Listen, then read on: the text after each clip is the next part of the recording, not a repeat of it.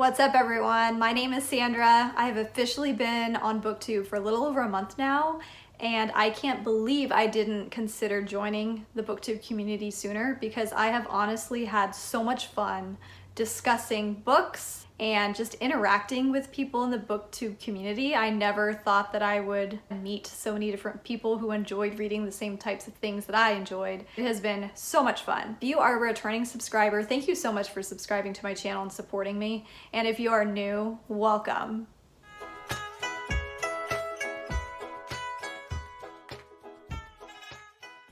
I hear that doing monthly reading wrap-ups are the thing to do when you're on BookTube, so for this month, I'm doing kind of an October plus September wrap-up. Technically, I joined BookTube in late September. Felt like I was a little light on books for October. For me, it made sense to just kind of combine stuff that I read in September with October, plus with it being November, I'm trying to participate in NaNoWriMo. Here in the United States with the presidential election, it's been pretty distracting. I have been struggling to sit down and write. I already anticipated that I was going to be a little bit light on reading for the month of November. Hopefully doing a combined October-September wrap-up will be fun. Okay, so across September and October, I read 14 books. I'm gonna throw a 15th book in there just because one of them was a trilogy that I technically started at the end of August, and it felt weird only including books 2 and 3. So let's get started. Book 1 was To Sleep in a Sea of Stars by Christopher Paolini.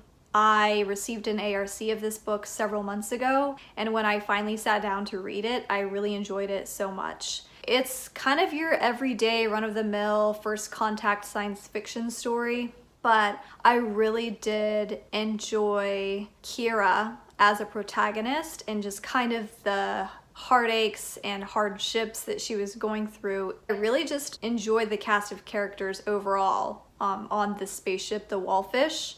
I like the concept of the tentacled aliens, and I liked how Paolini described the communication between humans and the alien species that were introduced in the book. There was romance, which I always enjoy just because relationships are a part of everyday life, so I always enjoy when there's some romance injected into a storyline.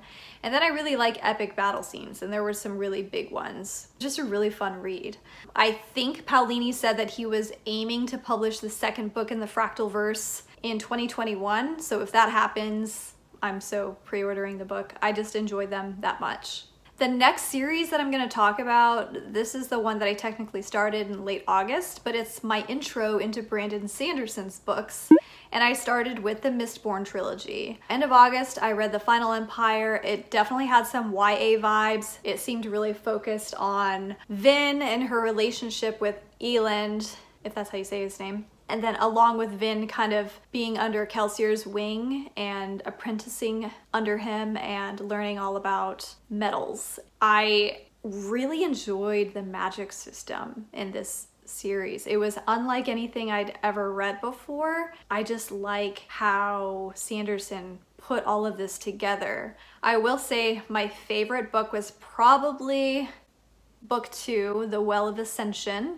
There was a big twist in it that pointed all the way back to the very beginning of the first book, which was really, really cool how that was done. So anytime there's a big, obvious twist like that that catches me off guard, it just makes me love a book and a series even more. The next book, The Hero of Ages, I really did enjoy that one a lot. The end left me a bit sad just because I like happy endings. This one had a happy ending, it was a little bittersweet, but I just thought Brandon Sanderson did such an excellent job of weaving everyone's character arcs together and just putting a bow on the end of the series so nicely. If Brandon Sanderson's other books are like this, where he is able to intricately tie things together like that, then I am going to be a lifelong fan.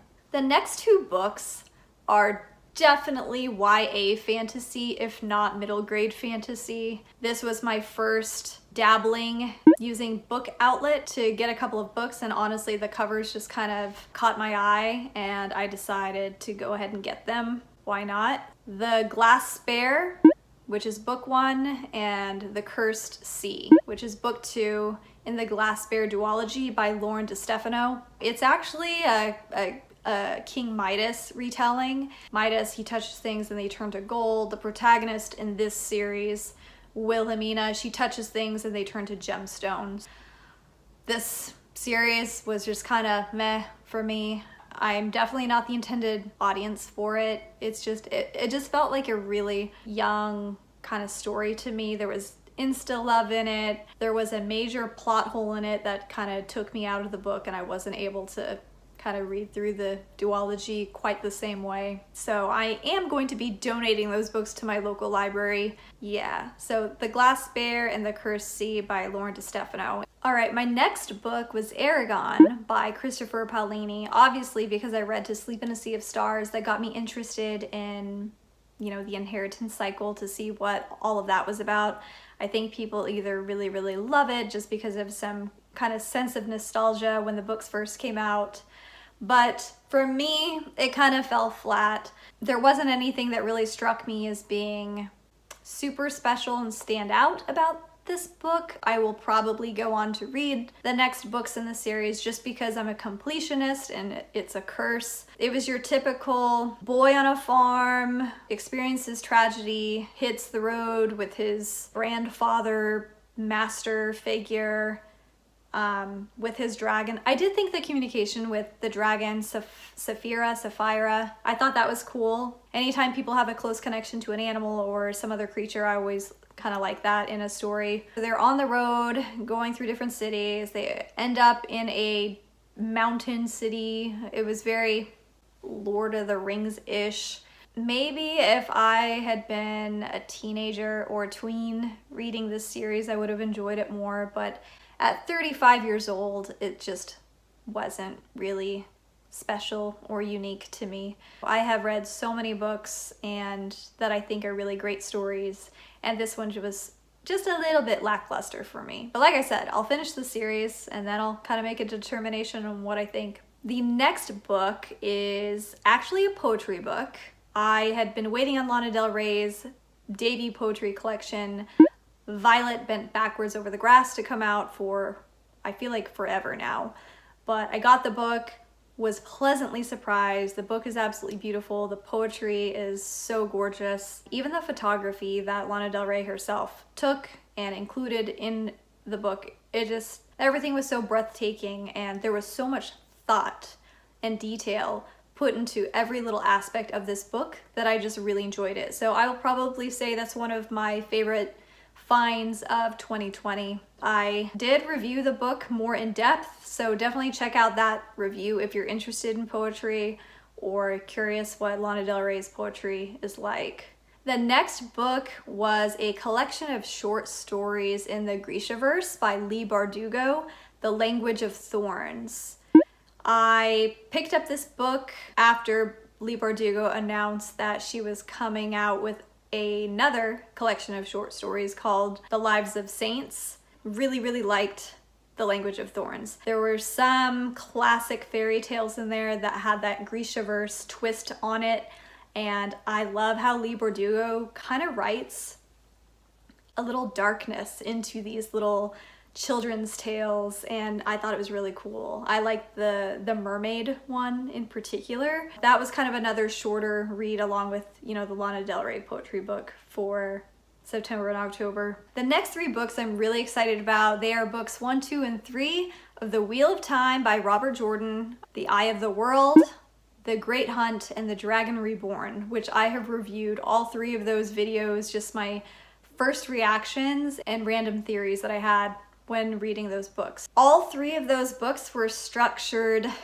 almost exactly the same. They kind of start out, the group is together, and then different plot things send them on their separate ways, and then by the end they all get back together and there's a big boss fight and a victory. These were really detailed reads. It took me a little bit of getting used to just because I don't know if I've read anything as descriptive as Robert Jordan's writing yet. I'm sure I have, but it probably has been a while. So that took me a little bit of getting used to, but I did enjoy the stories. I wouldn't say they were my favorite reads of 2020 so far, but they're definitely up there. I enjoyed them. I'm told that book 4, The Shadow Rising, is where that structure kind of gets broken and we see something new. So I am looking forward to that.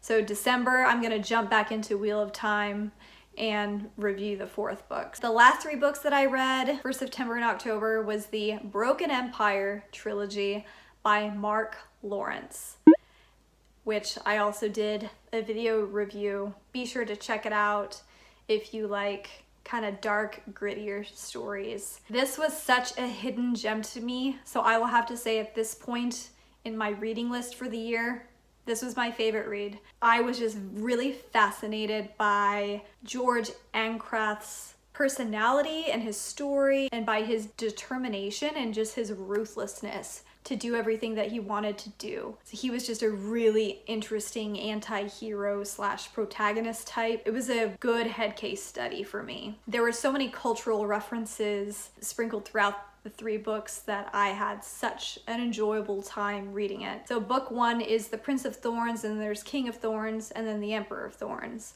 I also picked up kind of a companion novella, Road Brothers, that gives a little more context and stories into George Ancrath and members of his band of brothers. So I haven't finished going through it yet, but I love this so much. I recently picked up Prince of Fools. I hear it's in the same world, so I'm really looking forward to that too.